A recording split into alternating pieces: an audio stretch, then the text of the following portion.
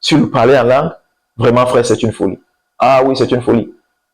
Mais tu vois la folie là, si tu l'acceptes et si tu intègres ça, eh bien, tu es bien parti pour intégrer les autres domaines de l'esprit qui sont une folie pour le commun des hommes, pour ceux qui dépendent encore de leur raisonnement. Amen. Donc, voilà pourquoi, voilà l'une des raisons pour laquelle les convertis aujourd'hui ont du mal à dépendre du Saint-Esprit. Parce qu'ils dépendent encore beaucoup trop de la logique humaine. Oui, on dépend encore trop de la logique humaine. Nous sommes encore trop familiers à la logique humaine, à la sagesse humaine, beaucoup trop familiers. Et c'est aussi, en fait, et on a peur. Vous voyez, c'est ça, les convertis de manière générale, ils ont peur d'être, comment je vais dire ça, ils ont peur d'être mal perçus par les inconvertis. Ouais.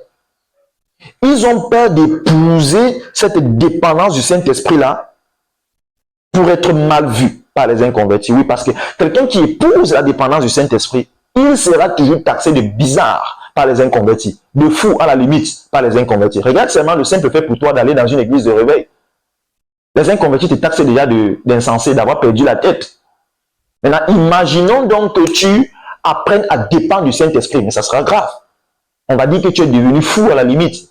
Et la majorité des chrétiens, beaucoup de convertis, veulent continuer à bénéficier d'un certain regard favorable, d'un certain regard appréciable des inconvertis. Frère, tu ne peux pas plaire à Dieu et plaire au monde en même temps. Nous ne voulons pas que le monde nous trouve bizarre. Nous voulons que le monde continue à, je sais pas, que le monde continue à nous approuver. Nous avons peur, vous voyez, nous avons peur d'oser apprendre à dépendre de Dieu. Nous avons peur. Parce que nous savons tous très bien ce qui va se passer. Nous sommes vraiment comme des inconvertis. À la seule différence que nous allons dans une église de réveil, nous essayons de parler un peu en langue, nous marchons avec des Bibles, nous connaissons les versets bibliques et nous prions, nous faisons beaucoup de bruit quand nous prions. Oui. En dehors de ça, vraiment, il n'y a pas de différence. Il n'y a pas de différence.